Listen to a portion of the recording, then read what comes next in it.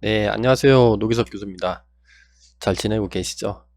이전 강의까지 다 뭐 따라서 하셨나 되게 궁금하네요. 여러분들은 어떻게 지내셨어요?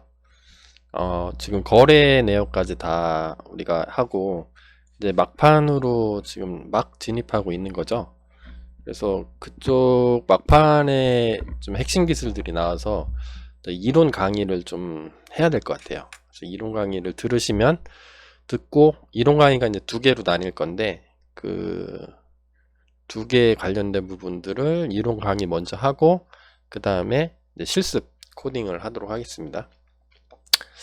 자, 그래서 저 들어가기 전에 제가 이제 매 수업 시간마다 안내해 드리는데 제 강의가 블록체인 강의를 하다 보니까 강의 내용이 되게 많아요. 그래서 유튜브로 대부분 제가 동영상을 무료로 다 볼 수 있도록 다 공개를 일일이 다 강의를 하고 있는데, 강의 내용을 전부 다 유튜브에 공개를 하고 있는데, 유튜브가 순서대로 보기가 좀 어렵습니다. 강의 내용이 많다 보니까 위에부터 순서대로 다 이렇게 강의를 들으셔야 완벽하게 이해가 되는데, 혹시라도 유튜브 검색하다가 채굴 뭐 이런 거 나와가지고 이 동영상으로 들어오신 분들은 블록체인의 전반적인 것들을 이해하고 싶으시면 앞단에 강의들이 한 30몇 개가 있거든요. 무지막지하죠. 거기 강의를 다 듣고 오시는 거를 추천을 드립니다. 그래서 그 강의 목록이 유튜브에선 찾기 힘든데 유튜브에서 찾으려면 그 제 유튜브 채널에 재생 목록을 확인하시면 거기에 이제 쭉 이제 확인하실 수도 있고 순서대로 재생 이렇게 하셔도 되는데 제가 그거를 찾는 게 좀 번거롭더라고요. 유튜브로 좀 써보니까. 그래서 깃허브에 그 자료를 다 정리해서 동영상은 어디 링크, 그 다음에 또 뭐 강의 자료는 어디, 소스 코드는 어디 이렇게 다 올려놨거든요. 그래서 그거를 유튜브 그 동영상 제목 밑에 이렇게 더보기 이렇게 누르면 그 설명 있잖아요. 설명에 제가 링크를 달아놨거든요. 거기 링크를 참조하셔서 필요한 강의들을 찾아서 보시면 여러분들이 수월하게 블록체인을 좀 더 구체적으로 이해하실 수 있을 것 같습니다. 자, 각설하고 준비됐나요?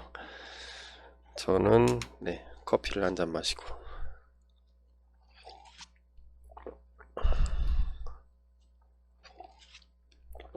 오늘은 블록체인 중에서 채굴에 대해서 좀 설명을 드리려고 해요. 영어로 마이닝이라고 하죠.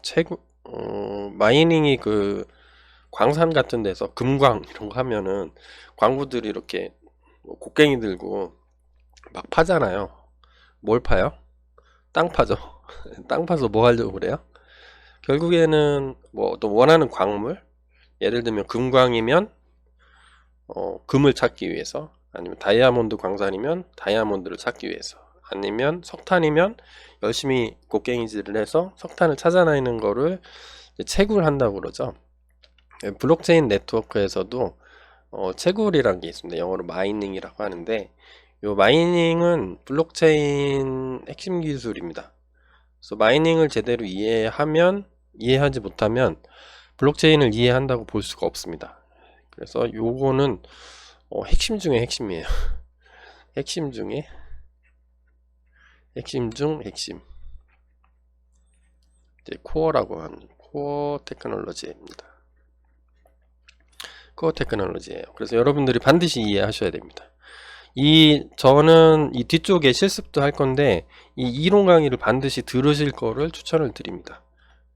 그래서 오늘 할 거는 뭐냐면 채굴을 한다는데 채굴이 왜 필요한지, 필요하니까 제가 핵심 기술이라고 하겠죠. 그리고 채굴에 필요한 여러 가지 개념들이 나오는데요. 뭐 proof of work, nonce, mining difficulty, 그 다음에 이퀄런치 이펙트라는 게 있어요. 이게 눈사태 효과라는 건데, 이거 뭐 다른 말로 쇄도 효과 뭐 이렇게 부르기도 합니다. 이런 개념들을 여러분들의 머릿속에 완전히 정확하진 않더라도 일정 부분은 집어넣고 계셔야 돼요. 그래야 코딩할 때 이해가 됩니다. 내가 왜 이 삽질을 하고 있지, 이 코딩을 하고 있지? 라고 이해를 할 수가 있어요. 자, 그거를 순서대로 설명을 해드리도록 하겠습니다. 자, 먼저 채굴의 필요성, 곡괭이질을 왜 하는지 그 필요성에 대해서 말씀드릴게요. 우리 그 이론 시간에 챕터 02 그쪽에서 썼던 그 그림인데, 블록체인 네트워크는 중앙 집권형이에요? 아니면 이런 거예요? 답이 다 나와 있네요. 기존의 어떤 시스템들은 중앙 집권이에요. 예를 들어서 코인 네트워크를 형성한다, 뭐 블록체인을 만든다 그러면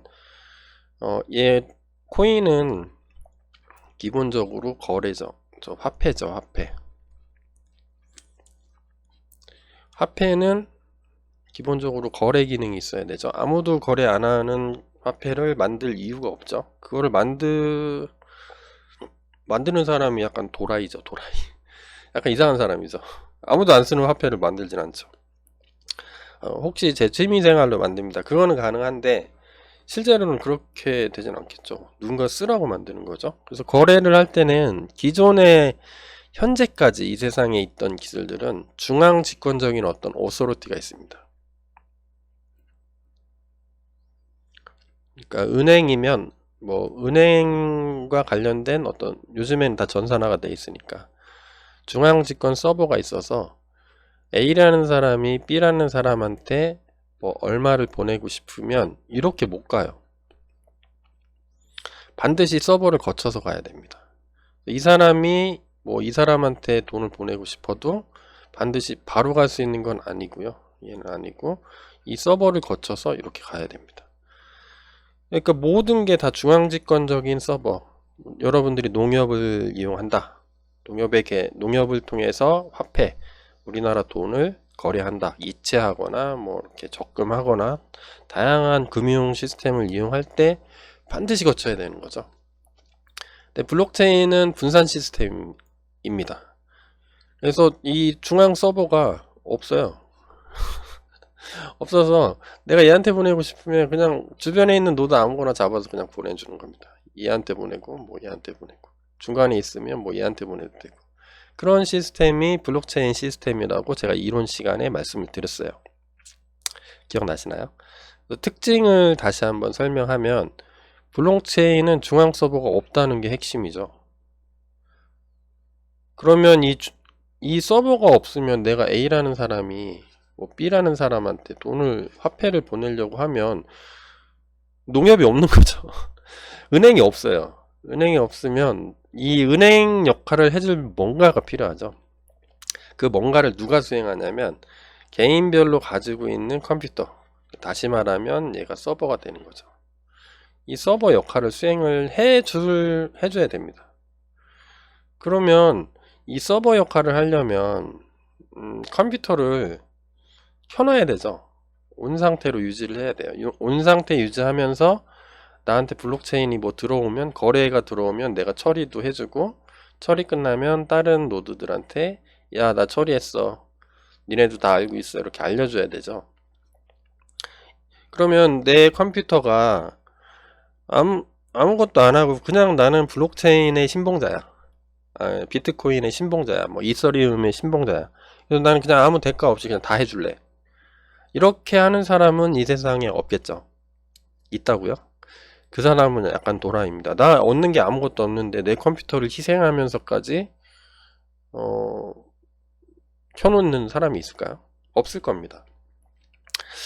그래서 어떤 보상도 없어요. 은행은 자기 서버 켜놓으면 거래 수수료 뭐 이런 이자놀이 같은 거 해서 돈 많이 벌잖아요. 근데 내가 은행 역할을 하는 뭐 단말기 서버 역할, 중간 서버 역할을 한다. 근데 뭐 나는 거래 수수료도 없고 뭐 아무것도 없고, 내 컴퓨터는 365일 24시간 켜놔야 되고, 뭐 아무것도 없으면 아무도 서버를 제공하지 않을 겁니다. 그러면 나는 블록체인을 원화도 아니고 달러도 아니고 비트코인을 갖고 있는데, 이 비트코인을 거래를 해야 되는데 못해. 근데 하고 싶은데 아무도 이런 네트워크를 구성하는데 참여하지 않아요. 그러면 이 사람은 이렇게 되면 멍한 거죠. 나는 무엇을 위해 비트코인을 가지고 있는가? 거래 없는 화폐는 의미 없는 화폐고 나는 이 모든 걸 버려야 되는가? 이런 멍 때리는 상황에 직면하게 되겠죠. 자, 그러면 이게 핵심인 거죠. 이 블록체인 네트워크를 구성하는 수많은 노드들이 필요해. 여러분들은 어떻게 하시겠습니까? 어떻게 해서든지 컴퓨터를 켜놓게 만들어야죠. 거래 요청이 들어오면 자기가 거래 처리해가지고 다른 노드들한테도 다 알려주고, 이거를 하게 만드는 방법은? 네. 궁금하죠? 궁금하면 500원이 아니라 전 5만원. 5만원 어떻게 블록체인 네트워크를 유지하나, 이게 궁금한 거죠. How? 그러니까 요즘 솔루션 찾는 프로그램들이 유명하죠. 솔루션이 뭐냐, 이런 질문이 드는 거죠. 이 솔루션에 대한 답은 이거죠. 보상이 없기 때문에 아무도 이 자기 컴퓨터를 제공하려 하지 않는 거죠. 그러면 우리 똘똘한 학생들은 이렇게 얘기하겠죠. 교수님, 그럼 보상을 주면, 컴퓨터를 켜놓으면 보상을 주면 되지 않나요? 네, 맞습니다. 잘 짚으셨어요. 우리가 어떤 일을 하게 되면 블록체인 네트워크에서 여기죠. 여기에서 보상금을 켜놓은 사람한테 주면 될 겁니다. 또 보상금을 많이 주거나 아니면 보상금을 받기 쉽게 해가지고, 보상금 한번 받으면 기분 좋죠.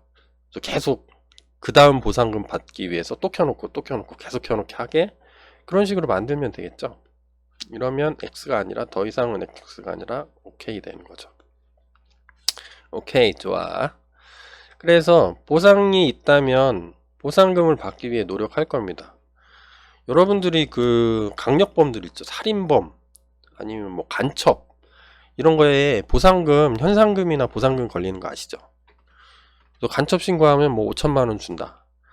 아니면 뭐 무슨 강도가 지금 감옥 뚫고 도망갔는데 이 사람 검거하게 도움을 주면 정부에서 뭐 보상금으로 뭐 1,000만 원씩 드리겠습니다. 이런 게 가끔 뜨거든요. 그 보상금이 걸려 있으면 눈을 부릅뜨고 사람들을 쳐다보는 거지. 제가 간첩하냐? 아니면 제가 혹시 여기서 꼰대 강의하는 노기석 교수님 간첩? 흉악범? 이런 식으로 노력을 할 겁니다. 중요한 거는 노력을 한다는 거죠. 자, 그러면 이렇게 하게 되려면, 다시 말하면 어떤 거냐면, 그러면 보상을 받기 위해서 컴퓨터를 켜놓도록 보상을 주고, 보상을 받기 위해 컴퓨터를 그냥 계속 켜놓게 하면 되지 않겠냐 라는 게 블록체인 만든 사람의 아이디어였던 것 같아요. 그리고 제가 지금 봐도 아주 좋은 아이디어인 것 같아요. 아주 좋은 아이디어인데, 문제는 뭐죠? 이거죠. 예. 그 도대체 어떻게 여러분들은 지금 이제 마이닝 채굴에 대한 거를 알고 계시면, 뭐 당연히 그 채굴 보상금, 그래요, 채굴 보상금 맞아요. 맞는데 그럼 어떻게 켜놓게 유도를 할 거예요? 그게 문제인 거죠. 그래서 나온 게 요겁니다. 프루프 오브 워크. 프루프는 이제 증거죠. 얘는 증거. 워크는 여러분들이 그토록 싫어하는 일이죠. 일하는 거죠. 일하는 증거, 일한 증거. 요런 개념이 등장을 해요. 블록체인 네트워크에서. 특히 비트코인 네트워크나 어떤 중간 P2P 네트워크, 피어투피어 네트워크가 필요한 분산 시스템을 구축하는 분산 시스템을 사용하려는 어떤 체계들 있죠.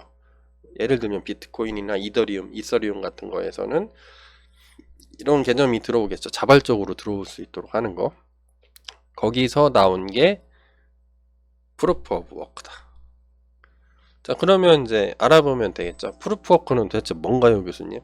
네, 이겁니다. 좀 전에 말씀드렸듯이 프루프 오브 워크는 일했다는 증거예요. 분산 네트워크에서. 그러니까 블록체인 네트워크를 구성하기 위해서 네가 뭔가 했구나. 다시 말하면 컴퓨터를 켜놨구나, 이런 거죠. 그 다음에 켜놨기 때문에 너는 돈을 줄게. 뭐 이런 개념을 포함하는 게 프루프 오브 워크라고 합니다. POW라고 부르기도 해요, 줄여서. 자, 그러면 블록체인 구조는 이전에 살펴봤던 거죠. 이 블록이 있고 이 블록 전체를 해시해서 이 해시 값을 여기다 담아주는 거죠. 맨 처음 해시 값은 그냥 아무 값이나 넣어주고, 그 다음에 뭐 타임스탬프나 넌스나 트랜잭션스라는 게 거래 내역이 있다 그랬어요. 근데 우리가 지금까지 강의를 계속 진행해 오면서 한 번도 건드리지 않은 개념이 하나가 있는데, 이 넌스라는 겁니다. 넌스. 넌스가 사전에 찾아보면 어떤 의미인지 아세요? 사전에서 제가 찾아보니까 별로 좋은 의미는 아닌 것 같아요. 여기 한번 가져와 봤는데, 뭐 이런 게 캠브리지 딕셔너리라는 사이트가 있어가지고 제가 한번 가져와 봤습니다. 보니까 넌스는 a person who commit a crime involving sex, especially sex with a child. 되게 안 좋은 것 같은데, 이게 다른 뜻도 있을 것 같은데요. 그죠? 다른 뜻은 뭐 없나? 그래서 제가 찾아보니까 네이버 영어 사전에 찾아보니까 뭐 특정 상황에서만 쓰기 위해 만든 뭐 임시 뭐 이런 뜻, 임시 뭐 임시어 이런 뜻도 있네요. 여기는 뭐 아동을 상대로 성범죄를 저지르는 나쁜 놈 이렇게 돼 있는데, 네이버 사전이 더 맞는 것 같아요. 넌스 뭐 이렇게. 그러니까 임시로 쓰는 어떤 값들을 얘기하는 것 같습니다. 그래서 넌스라는 의미가 이런데, 지금은 요 블록체인에서 넌스는 뭐 어떤 의미를 갖고 있냐면 어떤 고유한 값이에요. 임시값. 넌스가 좀 전에 네이버 사전에 뭐 임시의, 템포러리 뭐 이런 뜻이 있죠. 잠정적이란 거죠. 결정적인 게 아니라 잠시 정하는 잠정. 임시로 갖고 있는 어떤 값을 얘기하는구나. 그래서 얘를 이용해서 프루프 오브 워크 POW를 만들게 됩니다. 그래서 요거에 대한 답은 뭐냐면, 야, 네가 보상을 얻으려면 새로운 블록을 만들면 내가 보상을 줄게, 이거예요. 새로운 블록을 만들기 위해서는 모든 블록엔 넌스가 들어가죠. 넌스 값을 찾으면 새로운 블록을 만들 수 있는 겁니다. 여기서 현재 어떤 블록이 있는데 새로운 블록이 찾아졌어요. 생겼는데 타임스탬프, 프리비어스 해시는 다 있죠. 트랜잭션은 지난 시간까지 했던 거에서 거래 내역이 오면 계속 추가될 겁니다. 쭉 추가돼요. 다 있는데 얘는 주어지지 않는 값이죠. 이거 찾으면 새로운 블록 만들고, 만드는 순간 너한테 뭐를 준다? 보상을 줄게. 그러면 이 값을 찾을 동안은 최소한 요 값을 찾기 위해서는 컴퓨터는 켜져 있을 거잖아요. 그래서 요거를 찾는데 되게 어렵다. 넌스 값을 찾는데 되게 어렵다. 그러면 한번 찾을 때 상당히 오랜 시간 컴퓨터가 켜져 있겠죠. 근데 이거를 찾기 쉽다. 그러면 아주 짧은 시간에 찾고 컴퓨터를 끌까요? 아니겠죠. 보상금 받으니까 계속 받으려고 계속 켜놓겠죠. 그래서 여러 가지 뭐 장단점이 있는데, 이거를 찾는 시간을 조절을 해줄 수가 있습니다. 네트워크 블록체인의 창시자, 여러분들 우리가 만든 시즈코인이면 시즈코인의 창시자 저죠. 제가 설정을 해줄 수가 있어요. 그래서 어떻게 하냐면, 넌스를 어떻게 찾냐면 이렇게 찾습니다. 요 프리비어스 해시 값 있죠. 이전 요 블록을 전체를 해시를 하면 요 값이 나오죠. 어떤 문자열이 나오죠. 얘 값이 있습니다. 얘 가져와요. 그리고 현재 트랜잭션이 있겠죠. 어떤 딕셔너리 안에 우리는 다 담아놨죠. 그럼 트랜잭션이 있으면 얘 문자열로 바꾼 다음에 제이슨 덤프 뭐 이런 거 해가지고 하나의 문자열로 쫙 만들어 버리고, 얘 두 개를 이어 붙여요. 이어 붙인 다음에 앞에다 이어 붙이는 값을 하나 더 만듭니다. 그거를 챌린지라고 불러요. 챌린지라는 의미가 이제 이해가 되실 거예요. 제 설명을 들으면. 얘는 뭐냐면 그냥 임의의 값입니다. 정수값. 양의 정수. 포지티브 정수예요. 양의 정수값 0 포함. 0 포함해서 임의의 값을 하나 놓은 다음에 뭐 예를 들어 뭐 13이다. 이런 값을 놓은 다음에 얘를 문자열로 만들어요. 만든 다음에 이거를 이 세 개의 정보를 하나의 긴 문자열로 이어 붙입니다. 그게 얘예요. 그러면 얘가 나오죠. 지워볼까요? 좀 지저분하니까.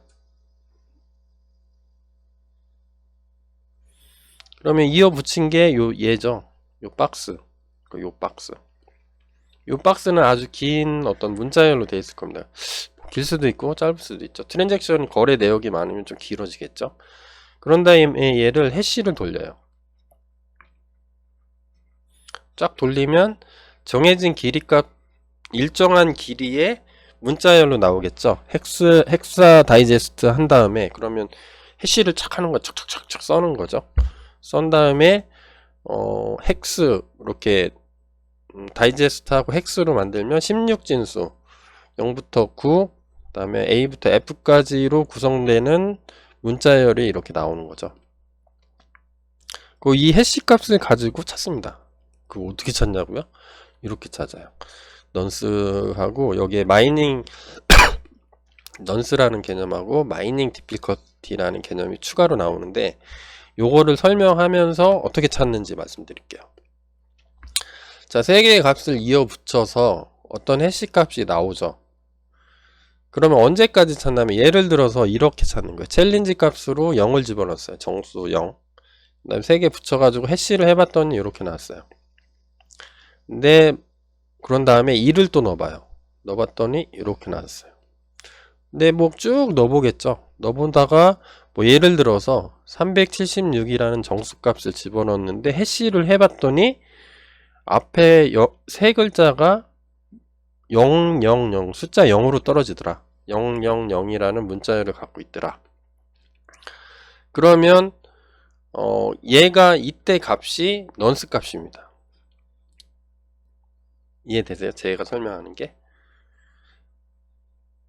그래서 예를 들어서 나는 너는 이 블록에서 현재 블록에서 넌스 값은 뭐냐면 이제 정해주는 거예요. 앞에 세 자리가 0이 되는 이 챌린지 값을 넌스로 결정을 해주는 겁니다. 그러면 3개가 될 때 언제 3개가 될지 모르죠.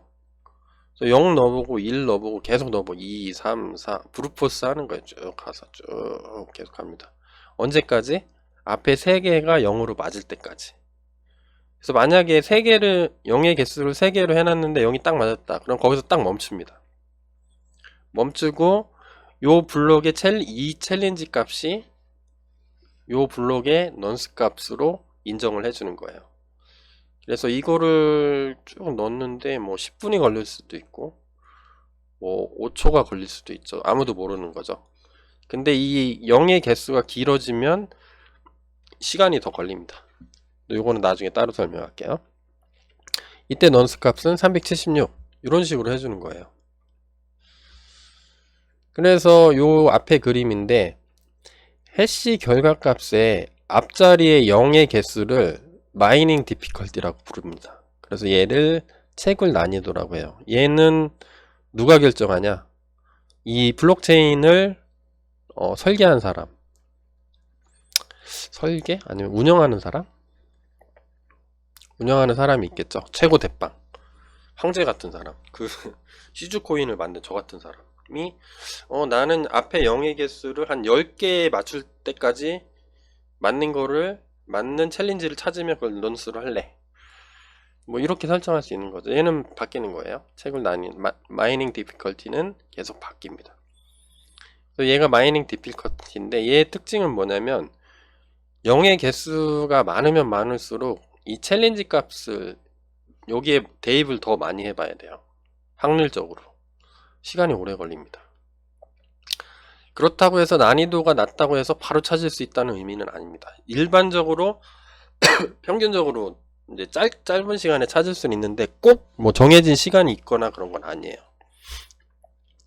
그래서 이건 어떤 의미냐면 이제 탐색 범위를 조정한다는 의미가 됩니다. 예를 들어서 내가 찾을 숫자는 한계가 있겠죠.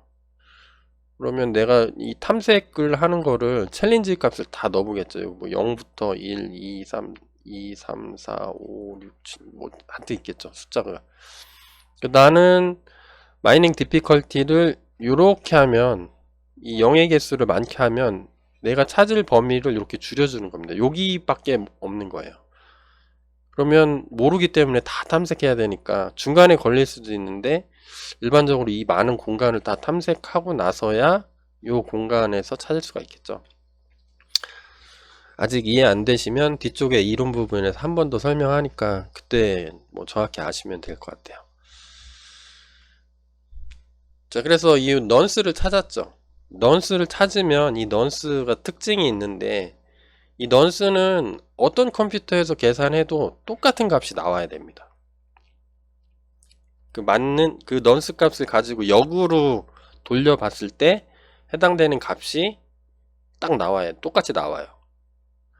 똑같이 나오는 걸 가지고 다 똑같으니까 다른 블록체인 노드도 있겠죠. 채굴에 성공하면 블록체인이 다 같아야 되잖아요. 거래 내역이 동기화를 시켜줘야 되는데, 이 동기화를 시킬 때 함부로 시키면 안 되죠. 왜냐면 해커가 그냥 막 넣어놓을 수가 있으니까. 그래서 동일한 결과를 얻기 때문에 얘가 동의할 수 있어요. 동의 알고리즘을 설계하는데 사용할 수 있습니다. 그리고 앞에서 얘기했듯이 0의 개수에 따라서 챌린지 시간이 다르니까, 일반적으로 제가 검색해 보니까 디피컬티 수준을 한 10분 정도 계속, 뭐 CPU가 엄청 돌아가겠죠. 쉬지 않고 계속 돌아가면 한 10분 정도면 채굴이 풀리게, 채굴이 성공하도록 뭐 이런 식으로 해준다고 그래요. 블록체인 비트코인 같은 경우에는 채굴에 참여하는 컴퓨터가 많아지면 이 디피컬티 수준을 높이고, 채굴에 참여하는 그 노드 컴퓨터의 숫자가 떨어지면 디피컬티를 낮추고, 뭐 이런 식으로 자동으로 이렇게 카운트를 하는 식으로 설계가 돼 있다고 하는데, 세부적인 거는 저도 잘 모르겠어요. 혹시 요거 알고 계시는 분은 댓글에 뭐 관련 정보를 찾을 수 있는 링크를 달아주시면 제가 또 공부해서 동영상을 따로 올리도록 한번 해볼게요. 그래서 이 넌스를 찾는 과정을 프루프 오브 워크라고 합니다. POW라고 부르는 거죠. 그래서 채굴에 성공하면 뭐 비트코인, 예를 들어서 비트코인 15개를 준다든가 이런 식으로 돼요. 그래서 요 POW2라는 컴퓨터가 있으면 블록체인 네트워크의 중개 서버 역할을 수행하는 겁니다. 그래서 누구든지 채굴할 수 있습니다. 채굴 소프트웨어를 깔아야 되겠죠. 우리도 만들어서 깔 수 있도록 해줄 겁니다. 자, 여기 UI 껍데기를 만들고 단추 하나 만들어 준 다음에, 자, 채굴하고 싶으신 분은 요 단추 눌러서 파일 다운로드 받은 다음에 뭐 튜토리얼을 줘야 되겠죠. 뭐 어떻게 하시면 채굴 시작됩니다. 이렇게 만들어 주면 되겠죠. 그러면 여러분들이 채굴하고 싶다. 그러면 그 소프트웨어를, 소스 코드죠. 우리는 파이썬 코드가 되겠죠. 코드를 다운로드 받아서 런 하면 되겠죠. 그래서 이 비트코인 네트워크 같은 경우에는, P2P 같은 경우에는 여러분들 그 P2P 대표적인 게 뭐죠? 어둠의 경로로 많이 쓰는 거. 그게 뭐였더라? 뭐 파일 다운로드 받는 게 뭐죠? P2P? 갑자기 생각 안 나네. 제가 한번 검색해 볼게요. 토렌토구나, 토렌토. 뭐 토렌토 같은 것도 얘랑 똑같죠. 그 토렌토에 참여하는 네트워크 노드가 많으면 많을수록 속도가 빨라지죠. 비트코인도 마찬가지입니다. 많으면 많을수록 속도가 빨라질 겁니다. 거기 참여하는 컴퓨터는 좀 희생을 하는 거죠. 자기 컴퓨터에 메모리와 CPU라는 리소스를 제공하는 거죠. 토렌토 같은 경우면 토렌토 네트워크에 제공하는 거고, 니네들 컴퓨터가 하나의 중개 서버가 되는 거죠. 토렌토 프로그램 설치하고 내가 뭐 다운로드 받고 있으면 실행시켜 놓으면 내가 이제 중간 서버가 되는 거죠. 그래서 그렇다. 자, 다음 한번 볼까요? 다음 슬라이드. 그러면 마이닝에 성공했어요. 채굴에 성공하면 새로운 블록을 만들면 되겠죠. 그래서 어떻게 만드냐면 이렇게 만듭니다. 예를 들어서 마이닝 디피컬티가 3이에요. 앞 세 자리가 0이 되는 챌린지 값을 찾으면 돼.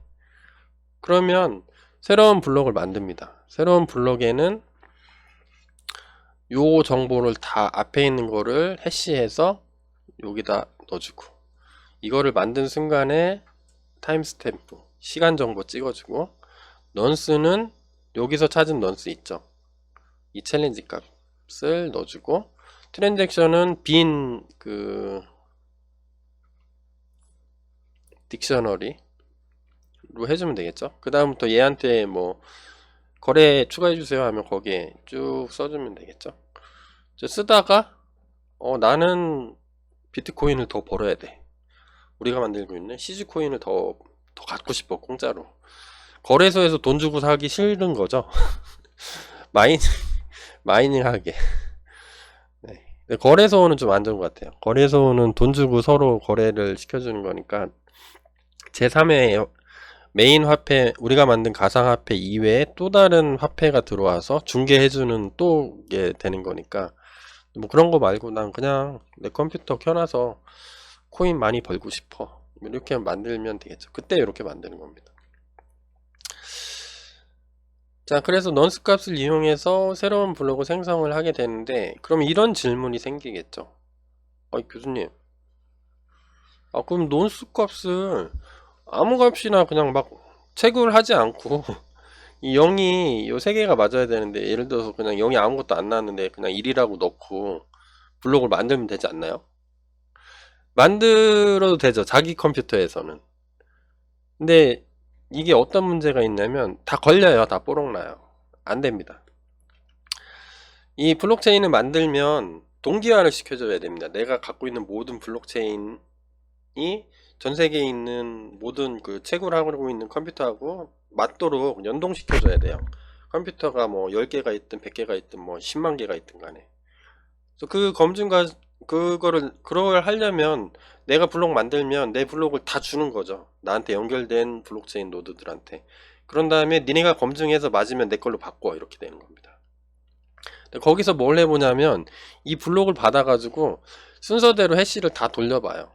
해시 이거가 내가 블록을 다 봤죠. 내가 A라는 사람이 채굴 성공했다고 해서 넌스 넣어가지고 데이터 넣어가지고 블록을 나한테 쫙 보내줬어요.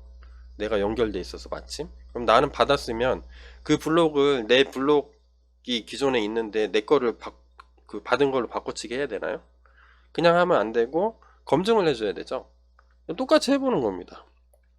이 값을 가지고 해시한 값 나오는지 보고, 또 전체를 가지고 해시한 값이 나오는지 보고. 그래서 여기에 넌스 값을 중간에 이렇게 바꿔놓으면 해시 값이 확 달라지기 때문에 다 뽀록나요.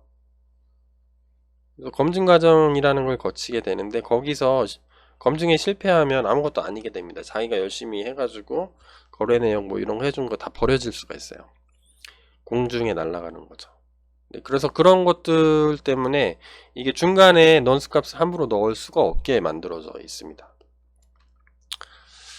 그래서 그러면 이렇게 뭐 이거 나중에 이제 검증 과정을 보면 이제 정확하게 알게 되겠지만, 이거 찾는 거는 되게 쉬운 거 아니냐? 이런 거죠.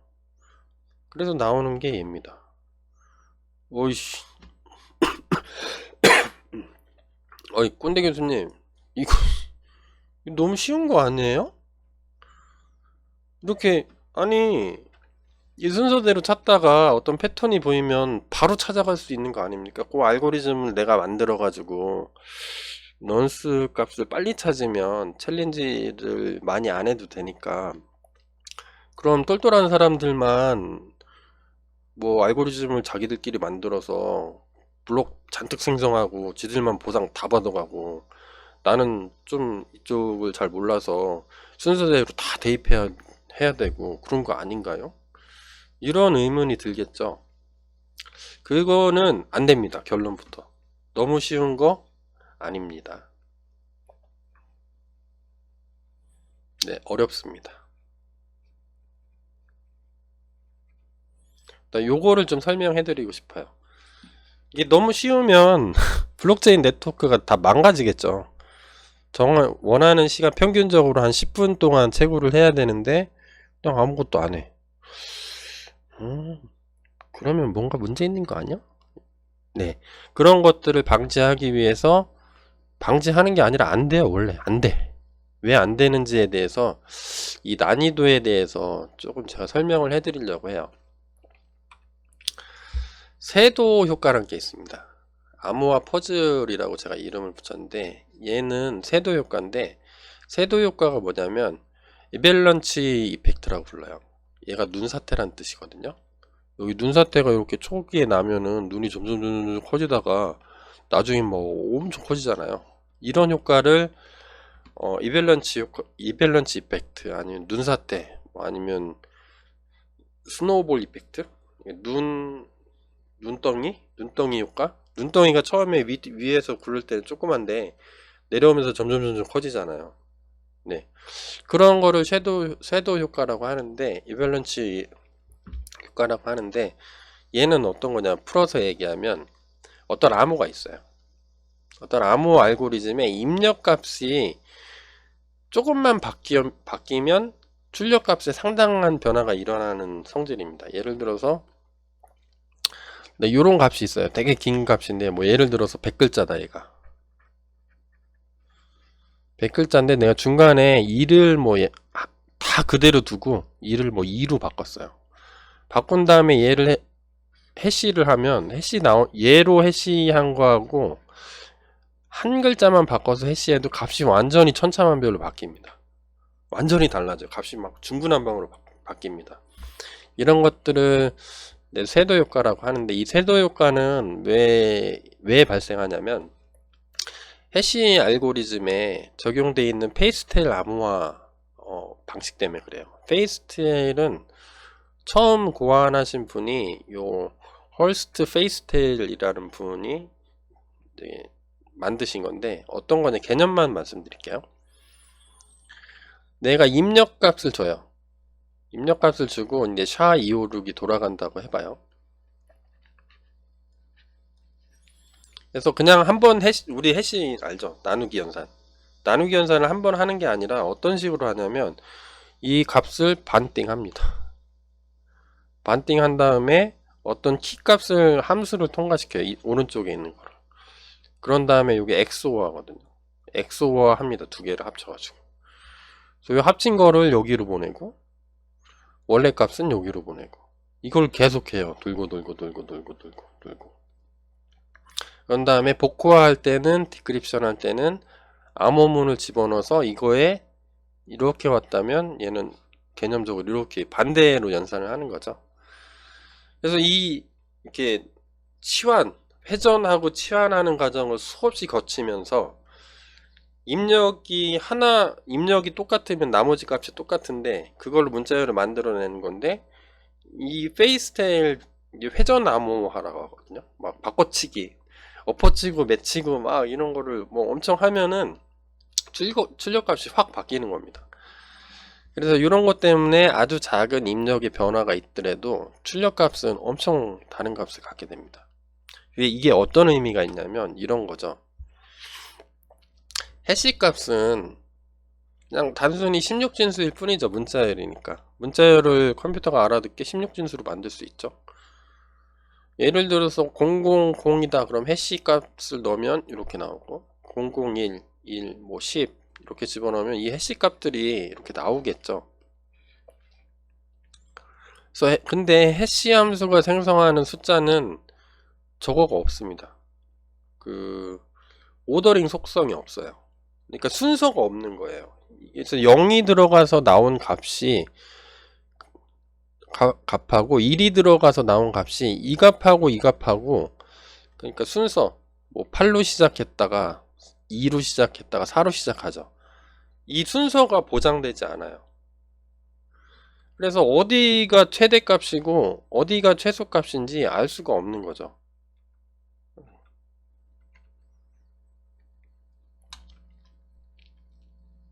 그러면 이 값을 이용할 수가 있어요. 그러면 내가 어떤 값에 대해서 패턴을 찾기가 어렵습니다. 어디에 존재하는지, 이 값은 0이 들어갔는데 요 중간에 찍힐 수가 있고, 얘는 1인데 최대값보다 밑으로 내려갈 수도 있고, 10은 뭐 여기 찍힐 수가 있고, 이런 특징을 가져요. 오더링이 없어요. 어디에 어느 공간에 찍힐지를 모르는 겁니다. 그래서 여러분들 이런 생각을 하는 거죠. 자, 블록이 있어요. 이 블록을 해시를 했을 때 해시의 최대값하고 최소값이 나올 겁니다. 0000부터 뭐 최대값이 FFFF 뭐 이렇게 돼 있겠죠. 16진수면. 그러면 예를 들어서 마이닝 디피컬티를 요 3개로 해놨어요. 3개로 해놓으면 얘가 뭐 3개가 나오는 첫 번째 값이 타겟 밸류다. 이렇게 해두면 여기보다 작은 공간이 된다는 겁니다. 다시 얘기하면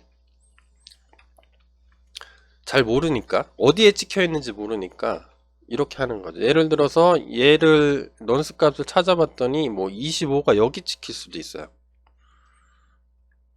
그런 다음에 21은 여기 최대값이고 최소값이니까 21을 넣으면 뭐 여기 찍히는 거죠. 낮은 값으로. 그러면 이 넌스 값이 낮으면 계속 밑에 찍히나? 밑에 찍히면 계속 낮은 현재 값보다 낮은 값 찾아가면 요 0을 3개로 만드는 값을 빨리 찾을 수 있지 않을까? 이렇게 생각할 수도 있죠. 근데 아니라는 겁니다. 해시의 특성상. 18이라는 숫자 넌스가 여기 찍혀 있을 수도 있어요. 해시 값이. 그 넌스 값이 뭐 예를 들어 1, 10, 100, 1000만, 10만, 10만 7천 1, 10, 100, 1000만, 10만 19만 179만 19만 8593이다. 얘는 또 어디 찍힐지 몰라요. 어느 공간에 찍힐지 몰라요. 그래서 얘 규칙성이 없는 겁니다. 뭐 여기 찍힐 수도 있고. 그러니까 왔다 갔다 하는 거예요. 챌린지 값이 순차적으로 0, 1, 2, 3, 4 올라간다고 해서 요 3개를 만드는 넌스 값이 순서대로 이렇게 커지는 게 아니라는 거죠. 어디 찍힐지 모르기 때문에 일단 다 대입해 봐야 돼요. 채굴 하는 사람은. 그렇겠죠. 근데 뭐 5074라는 값이 왔는데 마침 여기 0이 3개가 딱 찍혔다. 해시해 보니까. 그러면 찾은 거죠. 그래서 이런 거죠. 쉽게 특정 입력값의 범위를 찾는다면 블록체인 시스템이 이 체계가 다 무너지겠죠. 그래서 이런 시도를 아예 용납하지, 무작위 있어, 랜덤리스죠. 어디 찍힐지 모르는 거예요. 입력값에 따라서. 이 값을 해시했을 때 지금 얘하고 챌린지를 더하는 거죠. 얘를 3개를 더해서 해시했을 때 이 값이 어느 공간에 딱 찍혀 있을지 모르는 겁니다. 그게 해시예요. 해시값 여러분들 해시 한번 해보시기 바랍니다. 그 값이 막 엄청 달라지거든요. 어디 여기서 보면 돼. 예, 여기서 이 값이 순서가 없어요. 규칙성이 없습니다. 이 어느 공간에 찍힐지를 몰라요.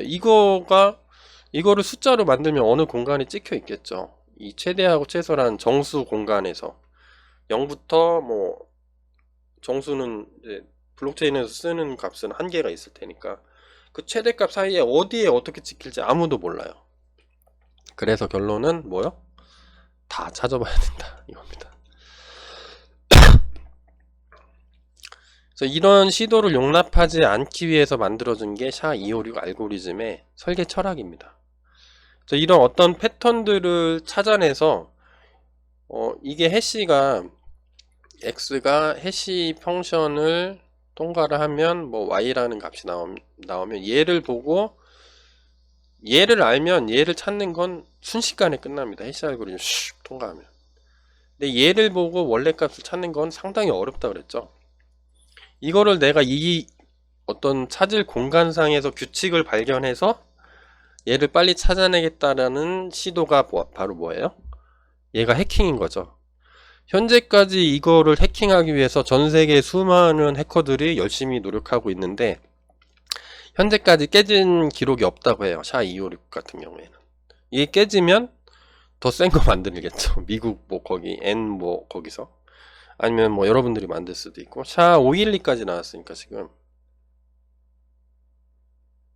512는 더 세겠죠. 문자열이 더 기니까 역으로 추론하는 게 훨씬 더 2배 힘들어진 거죠. 그래서 현재까지 여러분들 같은 생각은 단순한 생각을 하는 수많은 시도가 있었지만 아직까지 깨진 적이 없어요. 그래서 해시 알고리즘 같은 게 아직까지는 안전한 거예요. 이게 깨진다면 지금까지의 암호 체계는 다 무너지게 되는 거죠. 그렇기 때문에 이런 특성을 갖고 넌스를 찾게 했기 때문에 일정 시간 일하게 만들 수 있는 거예요. 계속 일정 시간 컴퓨터 켜놔서 자기가 중간 서버 역할을 했으니까 보상도 주고. 자, 그러면 우리는 뭘 해요? 여기까지가 이론 설명이 끝이고요. 그럼 오케이, 이제 채굴의 필요성에 대해서 다 얘기했고, 여기에 필요한 기술들, 넌스, 또 프로프 오브 워크, 뭐 있죠? 디피컬티, 그 다음에 세도 효과, 이런 것들 다 살펴봤죠. 이게 채굴입니다. 채굴. 이게 채굴이라는 블록체인 기술이 되는 거예요.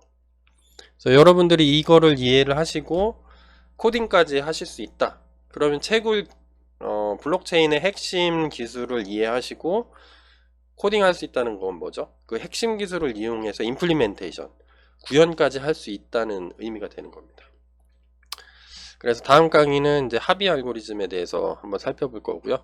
여기까지 해가지고 채굴의 이론 수업이란다. 자꾸 수업이라고 하네요. 제가 직업이 가르치는 직업이라 자꾸 수업이라고 하는데 여기까지 하겠습니다. 그래서 요거는 이제 다음엔 쭉쭉쭉 나갈 겁니다. 실제 코딩할 때는 제가 뭐 넌스 뭐 어쩌고 뭐 프루프 오브 워크 따로 얘기 안 하고 그냥 자 POW 구현하겠습니다 이렇게 쭉 나갈 거기 때문에 요 부분들을 여러분들이 이해해 주셨으면 좋겠습니다. 자, 여기까지 요 동영상 클립을 마치도록 하겠습니다. 들어주셔서 감사합니다. 질문은 댓글로 남기세요. 혹시 있으면.